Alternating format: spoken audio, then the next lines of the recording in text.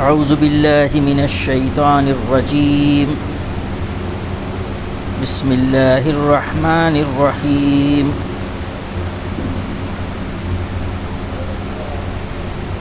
وَإِذْ قُلْنَا لِلْمَلَائِكَةِ اسْجُدُوا لِآدَمَ فَسَجَدُوا إِلَّا إِبْلِيسَ كَانَ مِنَ الْجِنِّ فَفَسَقَ عَنْ أَمْرِ رَبِّهِ أَفَتَتَّخِذُونَهُ وَذُرِّيَّتَهُ أَوْلِيَاءَ مِنْ دُونِي وَهُمْ لَكُمْ عَدُوٌّ بِئْسَ لِلظَّالِمِينَ بَدَلًا مَا أَشْهَدتُّهُمْ خَلْقَ السَّمَاوَاتِ وَالْأَرْضِ وَلَا خَلْقَ أَنفُسِهِمْ وَمَا كُنْتُ مُتَّخِذَ الْمُضِلِّينَ عَضُدًا وَيَوْمَ يَقُولُ نَادُوا شُرَكَائِيَ الَّذِينَ زَعَمْتُمْ فَدَعُوهُمْ فَلَمْ يَسْتَجِيبُوا لَهُمْ وَجَعَلْنَا بَيْنَهُمْ مَوْبِقًا وَرَأَى الْمُجْرِمُونَ النَّارَ فَظَنُّوا أَنَّهُمْ مُوَاقِعُوهَا وَلَمْ يَجِدُوا عَنْهَا مَصْرِفًا صدق اللہ العظیم۔ یہ سورہ الکہف کے 7ویں رکوع کی 4 آیات ہیں، صرف اس میں 4 آیات ہی ہیں، 50 تا 53۔ ان آیات کریمہ کا ترجمہ اس طریقے سے ہے: یاد کرو جب ہم نے فرشتوں سے کہا کہ آدم علیہ السلام کو سجدہ کرو تو انہوں نے سجدہ کیا مگر ابلیس نے نہ کیا، وہ جنوں میں سے تھا، اس لیے اپنے رب کے حکم کی اطاعت سے نکل گیا۔ اب کیا تم مجھے چھوڑ کر اس کو اور اس کی ذریت کو اپنا سرپرست بناتے ہو، حالانکہ وہ تمہارے دشمن ہیں؟ بڑا ہی برا بدل ہے جسے ظالم لوگ اختیار کر رہے ہیں۔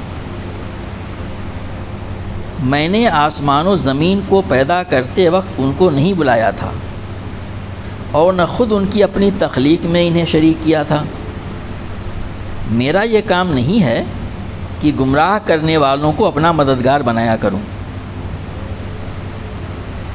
پھر کیا کریں گے یہ لوگ اس روز جب کہ ان کا رب ان سے کہے گا کہ پکارو اپنے ان ہستیوں کو جنہیں تم میرا شریک سمجھ بیٹھے تھے۔ یہ ان کو پکاریں گے مگر وہ ان کی مدد کو نہ آئیں گے، اور ہم ان کے درمیان ایک ہی ہلاکت کا گڑھا مشترک کر دیں گے۔ سارے مجرم اس روز آگ دیکھ لیں گے اور سمجھ لیں گے کہ اب انہیں اس میں گرنا ہے، اور وہ اس سے بچنے کی کوئی جائے پناہ نہ پائیں گے۔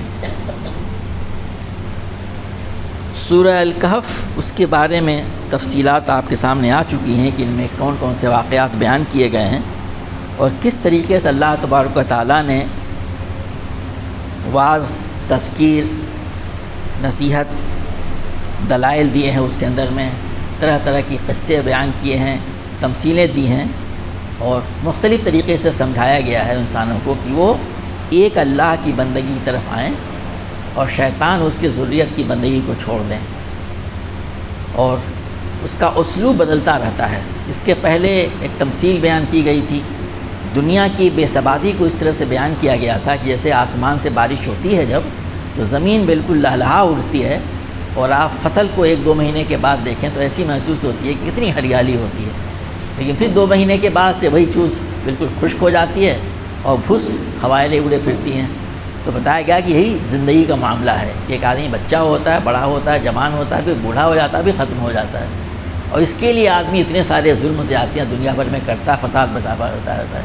تو دنیا کی بے ثباتی کو بیان کیا گیا تھا ایک تمثیل کے ذریعے سے، ہم سب اس کا مشاہدہ کرتے ہیں۔ اب یہاں پہ ایک دوسری حقیقت کی طرف توجہ دلائی گئی ہے، انسان یہ سب کچھ جو ہے شیطان کے چرکے میں آ کے کرتا ہے، اس کے دھوکے میں آ جاتا ہے۔ دنیا میں کوئی شخص آدمی کھلے ہوئے دشمن سے اگر دوستی کر رہا ہو، اس کے جھانسے میں آ جائے تو اس کے آدمی کیا کہتا ہے کہ انتہائی احمق آدمی، انتہائی بیوقوف آدمی ہے۔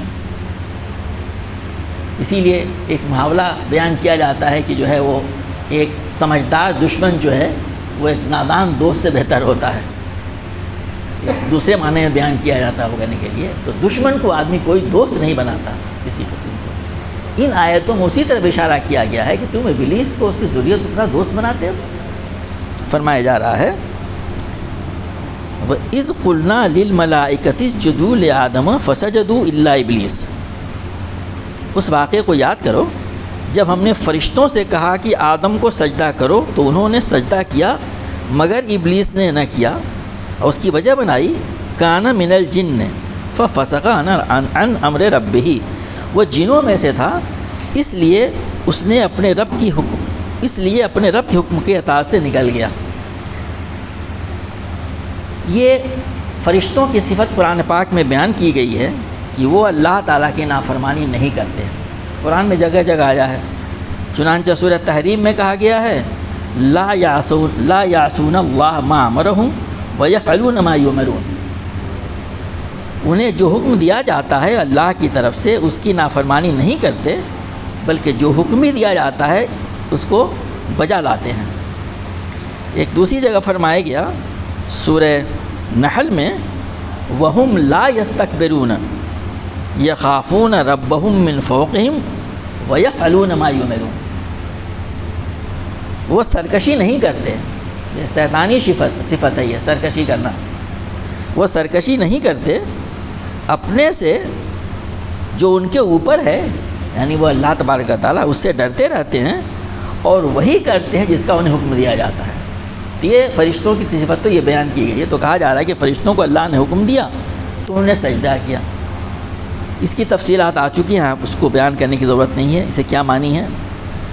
فسجدوا الا ابلیس، سوائے ابلیس کے. اب ایک سوال ذہن میں پیدا ہو سکتا ہے کہ صاحب ابلیس، اور ابلیس کے بارے میں ہے کہ قرآن میں دوسرے کہا گیا ہے کہ وہ یہیں پہ کہا گیا یہاں پہ کان من الجن، کیونکہ وہ جن میں سے تھا. تو ایک سوال ذہن میں آ سکتا ہے کہ صاحب یہ حکم تو فرشتوں کو دیا گیا تھا، انہوں نے کیا بھی سجدہ، جن کو حکم نہیں دیا گیا تھا. اس کا مفسرین نے دو طریقے سے اس کی تفسیر بیان کی ہے. ایک تو یہ کہا ہے کہ اللہ تبارک و تعالیٰ نے فرشتوں کو حکم دیا تو اس دنیا میں جتنے بھی دوسری مخلوق پائی جاتی ہیں وہ سب فرشتوں کے زیر انتظام رہتی ہیں، تو ان سے یعنی بالکل یہ اسے کہتے ہیں امپلائڈ تھا کہ انہیں بھی سجدہ کرنا چاہیے، اور سب نے سجدہ کیا. اس میں جن بھی کیا کہتے ہیں کہ اس میں شامل تھے، ابلیس نے سجدہ نہیں کیا. لیکن قرآن میں خود دوسری جگہ کہا گیا ہے اللہ تبارک و تعالیٰ کا ما منعک الا تسجدوا اذا امرتک، یعنی اللہ تعالیٰ خود شیطان لیوی سے کہہ رہا ہے کہ تجھے کس چیز نے تجھے روکا جبکہ میں نے تجھے سجدہ کرنے کو کہا تھا.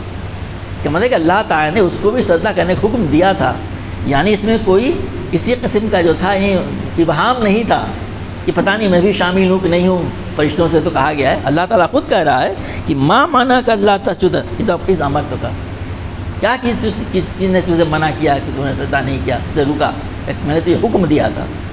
تو اس میں شامل تھا. یہ جنوں کے بارے میں قرآن پاک میں اور ہم سب جانتے ہیں کہ وہ ایک ذی اختیار مخلوق ہے، بالکل اسی طریقے سے جیسے کہ دنیا میں لاکھوں قسم کی اسپیسیز پائی جاتی ہیں. حضرت انسان ذی اختیار مخلوق ہے، جانور نہیں ہے، انسان ہے. وہ اس کو آزادی دی گئی ہے، اس کے سامنے اللہ تعالیٰ دونوں چیزیں پیش کرتا ہے، اپنی بات رکھتا ہے اپنے انبیاء کے ذریعے سے، اور ان کو اختیار ہے کہ وہ چاہے مانے چاہے نہ مانے اللہ تعالیٰ کی رضا اس میں ہے، خوش ہوتا ہے وہ، اور نہیں ماننے کے بعد سے اس کا جو نتائج ہونے وہ بھی اللہ تعالیٰ بتا دیتا ہے. اسی کے لیے انبیاء کرام تشریف لاتے ہیں کہ وہ بشارت بھی دیتے ہیں اور وہ انذار بھی کرتے ہیں، ان کو ڈراتے بھی ہیں. تو یہاں کہا گیا کہ ففسق عن امر ربہ، تو اس نے جو ہے اللہ تعالیٰ کے حکم سے نافرمانی کی، وہ نکل گیا. اب اسی روز سے یہ تفصیل بھی قرآن پاک میں جگہ جگہ آئی ہوئی ہے. اس نے اسی روز اللہ تعالیٰ سے جو ہے وہ مہلت مانگی کہ ٹھیک ہے تو مجھے قیامت اس دن تک کے لیے مہلت دے جب کہ تم لوگوں کو اٹھائے گا.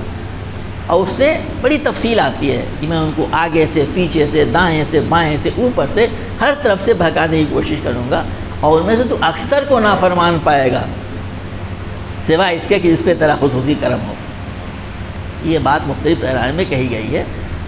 ابلیس کے معنی جو ہیں لوگوں نے کہا ابلاس اور بلاسہ سے بنا ہوا، اس کے معنی ہوتے ہیں فرسٹریشن کے، مایوس ہو جانے کے. تو انتہائی قسم کا جو ہے فرسٹریٹڈ ہے، وہ ڈیسپریٹ ہے، وہ اپنی اس کبر کی وجہ سے جو اس کو تھا کہ میں تو آگ سے پیدا کیا گیا ہوں اور اس کو مٹی سے پیدا کیا گیا ہے، اس کے اندر پیدا ہوا، اب اس کو اس حضرت کی وجہ سے وہ مستقل پیچھے پڑا رہتا ہے۔ اللہ تعالیٰ نے اپنے حکمت کے پیش نظر اس کو مہلت بھی دی ہوئی ہے۔ اسی طرف یہاں پہ اشارہ کیا جا رہا ہے، اب اللہ تعالیٰ کہہ رہا ہے کہ وہ تو تمہارے جد حضرت آدم علیہ السلام کے وقت سے ہی تمہارا ازلی دشمن ہے اور تم سے حسد رکھتا ہے وہ۔ کیا دنیا میں ایسا کوئی بیوقوف پایا جاتا ہے کہ جان بوجھ کر کے اپنے حاسد کو، اپنے دشمن کو دوست بنائے، اس کی باتوں پہ عمل کرے؟ یہاں تک کہ ہمارے اندر خاصیت ہوتی ہے کہ اس کی اچھائیاں ہی بری لگنے لگتی ہیں اگر ہوں تو، یہاں آدمی اس کی پیروی میں لگے۔ تو اللہ تعالیٰ فرما رہا ہے افتتخذونہ وذریتہ اولیاء من دونی، اب کیا تم مجھے چھوڑ کر اس کو اور اس کی ذریت کو اپنا سرپرست بناتے ہو؟ وہم لکم عدو، حالانکہ وہ تمہارے دشمن ہیں۔ اس کے اب یہ ایک سوال ذہن میں ہوتا ہے کہ کیا وہی ابلیس اب تک چلا آ رہا ہے لاکھوں کروڑوں سال سے؟ اس کے جواب لوگوں نے طرح طرح سے دیے، کہا کہ اصل ابلیس تو موجود ہے اور باقی اس کی ضروریت لاکھوں کروڑوں کی تعداد میں موجود ہے، پیدا ہوتی ہے جیسے کہ انسان میں پیدا ہوتے ہیں۔ وہ بھی وہی ہے ابھی تک موجود یا نہیں ہے، اس کے بارے میں ابھی تک میں نے جتنا اسٹڈی کیا کوئی صاف بات سمجھ میں نہیں آئی کہ ایگزیکٹلی وہی پہلا والا ابلیس ہے وہ۔ تو ہو سکتا ہے وہی اللہ نے اس کو عمر بھی دی ہو، اللہ تعالیٰ ہر چیز پہ قادر ہے۔ اور یہ بات تو بحال طے ہے، ذریت کہا گیا یہاں پہ، اس کی ذریت جو پھیلی ہوئی ہے، ایک کے ساتھ ایک ہی ابلیس لگے ہوئے ہیں۔ اور یہی نہیں، مفسرین نے لکھا ہے کہ وہ انسانوں میں سے اپنے چیلے بناتا ہے، اور کبھی کبھی یہ چیلے تو اس کے اپنے بچوں سے بھی زیادہ بڑھیا کام کرتے ہیں اس کی نگاہوں میں۔ ابلیس کی مجلس شورا جو علامہ اقبال کی نظم ہے وہ اسی کی طرف نشاندہی کرتی ہے، تو وہ کان اپنا کاٹنے لگتا ہے کہ یہ تو ہم سے بھی آگے بڑھ گیا۔ یہ ایسے انسان ہوتے ہیں، آدمی کو بہت ہوشیار رہنا چاہیے۔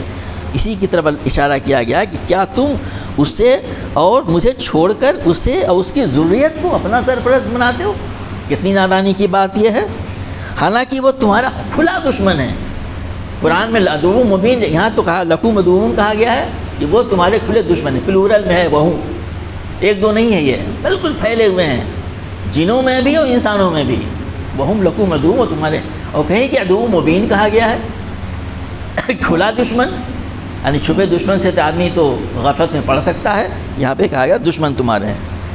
بئس للظالمین بدلا، بڑا ہی برا بدل ہے جسے ظالم لوگ اختیار کر رہے ہیں۔ کیا بدلا ہے یہ؟ ایک طرف اللہ تبارک و تعالیٰ کے احکام و فرامین ہیں، دوسری طرف اللہ تعالیٰ انہی کو نافذ کرنے کی، انہی کو بتانے کے لیے پیغمبروں کو بھیجتا رہا ہے، ان کی تعلیمات ہیں، جو ان کی خیر خواہ ہیں، نصیحت کرتے ہیں ان کے لیے، ہر طرح ہمدردی کرتے ہیں۔ قرآن میں سورہ شورى میں ہر نبی کہہ رہا ہے میں تمہارا جو ہوں خیر خواہ ہوں، امین ہوں، یہ کہہ کے کہتا ہے کہ تمہاری بات مانو، ہم تمہارے خیر خواہی کی باتیں کر رہے ہیں۔ تو اسی کے بارے میں ان کو چھوڑ کر کے اور تم اپنے دشمن کو دوست بنا دو، کیسا تم نے بدل دیا ہے؟ یعنی کتنی حماقت ہے کہ آدمی اچھی چیز کو چھوڑ کے بری چیز لے لے، دوست کو چھوڑ کے دشمن کو اختیار کرے۔ تو یہی کہا جا رہا ہے کہ کیا انہوں نے جو ہے بہت ہی برا بدل لیا ہے، جو اس کو اپنا مددگار، اپنا انہوں نے بنا لکھا ہے، اس کو اپنا دوست بنا رکھا ہے۔ اب کچھ دلائل دیے جا رہے ہیں دنیا میں جو لوگ شیطان ابلیس اس کی پیروی کرتے ہیں۔ یہاں پہ ایک چیز ابھی آگے آنے والی ہے، بہت اہم ہے، وہ کہ بات ابلیس کی چل رہی ہے، شیطان کی۔ دنیا میں جو اللہ تعالیٰ کے جو معبود بنائے گئے ہیں آپ سب جانتے ہیں، معبود جو ہیں وہ بتوں کو بنایا ہے، پتھروں کو بنایا ہے لوگوں نے، کچھ انسانوں کو بنا لیتے ہیں لوگ، جو زندہ بھی ہوں مردہ بھی ہوں، ہر چیز کی جاتی رہی وہاں پہ۔ انبیاء کرام کو بنا لیا لوگوں نے، یہودیوں اور عیسائیوں کے بارے میں آپ کو معلوم ہے۔ لیکن یہاں بات چل رہی ہے ابلیس کی، اس کی ذریت کی، کہ اس کو لوگوں نے اللہ کا شریک بنا لیا ہے۔ تو کہا جا رہا ہے ما اشہدتہم خلق السماوات والارض ولا خلق انفسہم، جن کو انہوں نے اللہ کا شریک بنایا ہے کہ ان کا حکم مانتے ہیں، جیسے کہ وہ ان کے پارٹنر کے ساتھ ہیں، تو کہیں اللہ تعالیٰ فرما رہا ہے کہ میں نے آسمان اور زمین کو پیدا کرتے وقت ان کو نہیں بلایا تھا۔ ہوتا ہے آدمی، کوئی بہت بڑا آدمی کوئی کام کر رہا ہوتا ہے، اس کو ملنے ملانے والے آتے ہیں، سمجھتا ہے ان کے جاننے والے ہیں، ان کے قریبی ہیں۔ کبھی کوئی کام پڑتا ہے، وہ نہیں ملے تو انہیں سے آدمی جا کے کہتا ہے ذرا سا کہہ دیجیے گا۔ بالکل اسی جیسا اشارہ کیا جا رہا ہے کہ میں نے ان کو آسمان و زمین کی تخلیق اور بلایا نہیں تھا، وہ کیسے ہمارے شریک ہو گئے جن کو تم نے ان کو اپنا میرا شریک بنا لیا۔ یہ ایک مثال دی گئی، یہ بہت سیدھی سی بات ہے کہ کوئی آدمی شریک ہوتا ہے تو نظر نہیں آتا وہ، کہ کہیں قریب ہوتا ہے، اس کے پاس ہوتا ہے، آدمی جانتا ہے، وہ کہے کہ میں نے تو ان کو آسمان و زمین کے پیدا نہیں بلایا تھا. ارے وہ تو بہت بڑی چیز ہے اس کائنات کو بنانا. یونیورس کے بجائے ملٹی ورس آ گیا ہے. کہا جا رہا ہے کہ ولا خلق انفسہم، ارے ان کو بناتے وقت بھی ان کو نہیں بلایا تھا میں نے، ان کو معلوم، ان کا بھی اس میں کوئی دخل نہیں ہے کرنے کے لیے. آسمان و کائنات کو چھوڑ دیجیے، تو کیسے میرے شریک ہو گئے؟ تم ان کو شریک بنا رکھا ہے ان کو.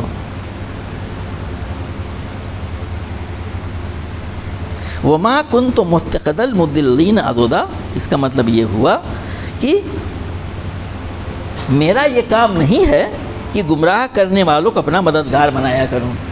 کیا بات کہی ہے! کہنے کہ بفرض محال اگر مجھے مددگار کی ضرورت ہوتی، جس فرق سے آرگومنٹ، تو کیا ان کو مددگار بناتا؟ ان لوگوں کو جو لوگوں کو گمراہ کر رہے ہیں. یعنی آدمی کسی کو سمجھانے کے لیے بتایا جا رہا ہے، اپنا دوست بناتا ہے، اپنا کوئی چیز کے مدد کرنے والا بات ہے، کس کو بناتا ہے؟ جو اس کا ہم فکر ہم خیال ہو. کہ اپنے دوست اپنے دشمن کو بھی مددگار بنائے گا اپنا؟ اسی طرح اشارہ کیا مفسرین نے کہا یہاں پہ کہ اگر بفرض محال مجھے مددگار ہی بنانا ہوتا، کہنا ہے کہ مددگار، تو ان کو بناتا مددگار جو لوگوں کو گمراہ کر رہے ہیں، الٹا کام کر رہے ہیں. اتنی موٹی بات کیوں نہیں سمجھ میں آتی تمہاری؟ اللہ تعالیٰ قرآن پاک میں کیسے کیسے سمجھاتا ہے کہ آدمی جو ہے شیاطین کی، ابلیس کی پیروی کو چھوڑ دے، اس کے کھلے دشمن ہیں. کہ اگر اب دنیا میں دیکھیے لوگوں نے جو اتنے طرح طرح کے مددگار بنا رکھے ہیں، شریک بنا رکھے ہیں، یہ کس معنی میں شرک بنانا ہی ہے؟ دنیا کی گمراہ سے گمراہ اور مشرک سے مشرک قوم بھی ہے جو ہے، وہ شیطان کو نہیں پوچھتی ہے، وہ سب اس پہ لعنتی بھیجتے ہیں. وہ حج کر کے گمراہ کر کے آئے. حج کے زمانے میں دیکھا ہوگا آپ نے کس طریقے سے جاہل لوگ جو ہوتے ہیں شیطان لعین کو گالیاں بک بک کے پیٹتے ہیں، تو گالیاں بکتے، جوتے چپل مارتے رہتے، تو نے میرے بیٹے کو بگاڑا ہے فلاں فلاں کرنے کے لیے. ہر آدمی اس پہ لعنت بھیج رہا ہے اور پیروی اسی کی کر رہا ہے. علماء کہتے ہیں کہ شرک جو ہوتا ہے شرک اعتقادی اور دوسرا ہوتا ہے شرک عملی. تو شیطان کے معاملے میں کوئی شرک اعتقادی نہیں کرتا، اس کو کوئی آدمی پوچھتا نہیں، اس کا بت نہیں بناتا ہے کرتا ہے، بلکہ شرک عملی ہوتا ہے کہ اسی کے اللہ تعالیٰ کے احکامات کو چھوڑ کے، انبیاء علیہ السلام کی تعلیمات کو چھوڑ کر کے انسان جو ہے شیطان کے، ابلیس کے احکامات کی پیروی کرتا ہے. اس کو چھوڑ کر کے وہ شیطان ابلیس بھی ہوتے ہیں، بڑے بڑے انسان بھی ہوتے ہیں، بڑے بڑے لیڈر بھی ہو سکتے ہیں، بڑے بڑے وہ لوگ بھی مذہبی رہنما بھی ہو سکتے ہیں، خود دوسرے کچھ انسان ہو تو خود اپنا اس کا نفس ہو سکتا ہے. یہ تمام اسی تعریف میں آتے ہیں جس کو آدمی شرک عملی میں کرتا ہے. تو اسی کی طرف اشارہ کیا گیا ہے یہاں پہ کہا جا رہا ہے. اب اللہ تعالیٰ فرما رہا ہے وَيَوْمَ يَقُولُ نَادُوا شُرَكَائِيَ الَّذِينَ زَعَمْتُمْ، پھر کیا کریں گے اس روز یہ لوگ جب ان کا رب ان سے کہے گا پکارو ان ہستیوں کو جنہیں تم میرا شریک سمجھے بیٹھے گئے. اب یہ قیامت کا منظر کھینچا گیا ہے. جن کو تم نے میرا شریک ٹھہرا رکھا تھا، اس لیے آدمی شریک ٹھہراتا ہے کہ میری مدد کریں گے وقت ضرورت. یہی تو ہوتا ہے لوگوں کو دوست بنانے کا کسی چیز میں، جیسا دنیا میں ہو بھی رہا ہے، لوگوں نے طرح طرح کے اپنے بت بنا رکھے ہیں. تو کہا جا رہا ہے کہ اس دن پوچھے گا کہ بتاؤ کہاں گئے وہ لوگ جن کو تم نے میرا شریک بنا رکھا تھا. واضح رہے یہاں پر ابلیس اور اس کی ذریت کا ہی ذکر چل رہا ہے یہاں فی الحال. بالکل یہ ان کو انہوں نے شریک بنا رکھا تھا. تو اللہ تعالیٰ کہے گا ان کو شریک بنا بیٹھے تم، بتاؤ ان کو، بلاؤ انہوں نے اب مدد کے لیے. فلم یستجیبوا لہم، تو وہ ان کو پکاریں گے. آدمی جب فرسٹریٹ ہوتا ہے، پریشان ہوتا ہے تو ہر ایک کو پکارتا ہے پکڑو بچاؤ، تو ان کو پکاریں گے. فلم یستجیبوا لہم، کوئی جواب نہیں دیں گے. بھلا جواب کیسے دیں گے؟ قرآن میں جگہ جگہ یہ بات مراوضہ کی گئی ہے کہ بھائی تم لوگوں نے جس کو بیوقوفی میں شریک ٹھہرا رکھا ہے، شفاعت تمہاری کریں گے، تمہاری مدد کو آئیں گے، تمہارا گناہ اپنے اوپر لینے کے وغیرہ وغیرہ تمام چیزیں کہیں سنی جاتی رہتی ہیں. کہیں کہ کوئی تمہاری آواز کو نہیں سنے گا. یہاں پھر کہا جا رہا ہے فلم یستجیبوا لہم، وہ ان کی مدد کو نہ آئیں گے، ان کا جواب نہیں دیں گے بلانے کا. وجعلنا بینہم موبقا، اور ان کے درمیان ہم ایک ہلاکت کا گڑھا مشترک کر دیں گے. اب موبقہ کے معنی جو ہے لوگوں نے کئی بنایا. ایک تو ترجمہ یہاں پہ یہی کیا گیا ہے جس میں کہا گیا ہلاکت کا گڑھا موبقہ. کسی نے کہا ہے کہ وہ ایک گڑھا ہے جس میں بات وہی ہے جس کے اندر میں پیپ، لہو اور گندی چیزیں گرم بالکل یہ، اور دونوں کے درمیان میں ایک طرف یہ ہیں وہ دوسری طرف وہ ہیں، ان کو بلا رہے ہیں، دے کین ناٹ کم، نہیں کراس کر سکتے.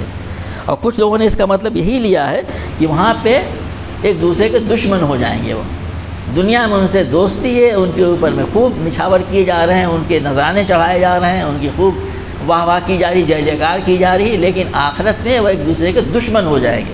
ایک معنی یہ بیان کیے گئے ہیں. اور سب چیزیں بینہم موبقہ میں شامل ہے. وہ ان کے درمیان میں گڑھا پیدا کر دینا جو مشترک ہے، ان کے درمیان میں دوری پیدا کرنا، اس کا عداوت پیدا کر دیں. اس کا معنی ایک ہی ہے کہ وہ ان کی مدد کو ہرگز نہیں آئیں گے. دے ول بی فار اپارٹ. آخر میں منظر کھینچا گیا. اللہ تعالیٰ ہم سب کو اس سے محفوظ رکھے. وَرَأَى الْمُجْرِمُونَ النَّارَ، سارے مجرم اس روز آگ دیکھیں گے، جہنم کی آگ. آخرت میں ہماری بینائی کے جو اصول ہیں آپٹکس کے، وہ مختلف ہوں گے. یہاں پہ ہم سردی کے دنوں میں 2-3 میٹر تک کی ویزیبلٹی نہیں ہوتی ہے. آسمان صاف ہو تو ایک انسان جو ہے کھلی آنکھ سے بالکل کلیئر اسکائی میں، لوگ سبھی عالم لوگ بیٹھے ہوئے ہیں، میکسیمم 9-10 کلومیٹر دیکھ سکتا ہے ایک انسان، بالکل کھلی آسمان فضا میں. اوپر سے جو نظر بھی آتا تقریباً یہی دوری ہوا کرتی ہے، نظر آ جاتا ہے یہاں. لیکن آخرت کے بارے میں یہ ہے کہ وہاں پہ اصول بالکل مختلف ہوں گے. آدمی بہت دور دور دیکھ لے گا. چنانچہ مفسرین نے لکھا ہے کہ ان دونوں کے درمیان میں دوری جہنم اور جہاں سے ساری باتیں ہو رہی قیامت کے منظر میں 40 سال کا ہے. اور غالباً 40 سال میں 40 نوری سال لیتے ہیں غالباً، آئی مجھے نہیں معلوم، بہت دور ہے. اس کے باوجود وَلَا الْمُجْرِمُونَ النَّارَ، بات ہو رہی ہے، سمجھ میں آ رہا ہے کہ ہمارا کیا ہونے والا ہے. تو اس دن مجرم دیکھیں گے آگ. فَظَنَّهُمْ، تو ان کو سمجھ لیں گے، أَنَّهُمْ وَاقِعُوهَا، کہ اس میں اب گرنے ہی والے ہیں، اب اس میں گرنا ہے، وہیں جانا ہے. یہ پتہ چل گیا ان کے لیے. اس منظر کا آدمی تصور کرے کہ جہنم نظر آ رہی اتنی دور سے. جہنم کی ہولناکی دنیا کے زمان میں سمجھانے کے لیے ٹمپریچر کا ذکر کیا جاتا ہے، گرمی کا، پگھلا دینے کا، جھلسا دینے کا. لیکن کیا ہوگا ہم نہیں جانتے. متشابہات میں سے یہی ہے. وہاں کے پیمانے بالکل الگ ہیں. فرمایا جا رہا ہے کہ وہ سمجھیں گے کہ اب انہیں اس میں گرنا ہے. انہم مواقع ولم یجدوا عنہا مصرفا، اس سے بچنے کی کوئی جائے پناہ نہ پائیں گے. دنیا آدمی بچ کے نکل جاتا ہے، ادھر ادھر ہو جایا کرتا ہے. وہاں پہ یہ قرآن میں جگہ جگہ نقشہ کھینچا گیا ہے. یہ ایک ایسی جگہ ہے جہاں پہ دنیا میں بچنے والے بچ بھی جاتے ہیں، بہت سی چیزوں سے بچتے ہیں لوگ، کوئی پناہ دے دیا کرتا ہے. لیکن وہاں پہ اتنی دور سے دیکھنے کے بعد بھی سمجھ لیں گے اس میں گرنا ہے، لیکن بچنے کی کوئی جائے پناہ نہیں ہوگی. تو اللہ تبارک و تعالیٰ قرآن پاک میں مختلف پیرائے میں واعظ کے ذریعے، تذکیر کے ذریعے مثالیں بیان کر کے، واقعات بیان کر کے بتانا چاہ رہا ہے کہ دیکھو اس شیطان ابلیس مردود کو اپنا دوست نہ بناؤ. اللہ اس کے رسولوں کی پیروی کرو، اللہ تعالیٰ کے اطاعت میں آ جاؤ، توبہ کرو، توبۃ نصوحا کرو. اور توبہ کے معنی ہوتے ہیں کہ آدمی پرانی غلطیوں پہ نادم ہو، آئندہ نہ کرنے کا عزم کرے، ہم کبھی نہیں کریں گے.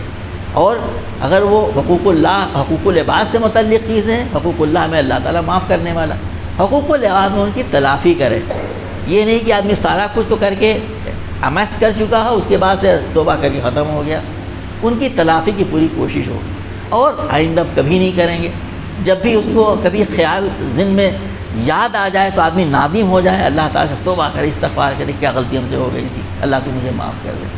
یہ ندامت میں اور تواب میں توبہ کرنے میں چیزیں شامل ہیں. وہ نہیں جو انسان درجنوں مرتبہ اور سینکڑوں مرتبہ پڑھ پڑھ کے کرتا رہتا ہے اور پھر وہی کرتا رہتا ہے. اسی کی طرف متوجہ کرنے کے لیے قرآن پاک کی آیتیں مختلف رکوعات میں کی بات کو مختلف پیرا میں، تاکہ آدمی مونوٹنس نہ ہو جائے، یہ چیز اوب نہ جائے، بیان کیا جاتا ہے. تو پچھلے مرتبہ دنیا کی بے ثباتی کا ذکر کیا گیا تھا، اور آج کے اس مختصر قرآن میں جس میں کسی 4 آیتیں لی گئی تھی، اس طرح متوجہ کیا گیا کہ انسان جو ہے وہ اس دنیا میں اس شیطان ابلیس کی جو انسان کا ازلی دشمن ہے، حاسد ہے، اس کے کندھے میں پھنس کر کے اور احمقانہ حرکتیں کرتا ہے. اس سے آدمی باز آئے اور اللہ تبارک و تعالیٰ کے بندگی میں اپنے آپ کو دے دے. آخرت کا پورا یقین رکھے. وہم بالآخرۃ هم یوقنون، یہ آخرت پہ پورا یقین رکھتے ہیں. آخرت کا یقین کا اتنا عظیم استحضار ہوگا، شیطان کو آدمی اپنا ازلی دشمن سمجھے گا تو اس سے امید کی جا سکتی ہے کہ اس کا رویہ وہ ہوگا جو اللہ تعالیٰ کو مطلوب ہے. تو آدمی ایمان لائے گا صحیح معنوں میں اور اعمال صالح کرنے والا ہوگا. اور مثالے کے بارے میں کہا گیا ہے کہ اس میں نماز بھی شامل ہے، اذکار بھی شامل ہے، اچھے کام بھی شامل ہیں، وہ اعمال بھی شامل ہے جو جو ہے جو صدقہ جاریہ کہلاتے ہیں، اور تمام اصلاح کے کام شامل ہیں۔ اللہ تبارک و تعالی ہم سب کو قرآن پاک کو پڑھنے، اس کو سمجھنے، اس پر عمل کرنے اور اس کی دعوت کو عام لوگوں تو پہنچانے کی توفیق عطا فرمائے۔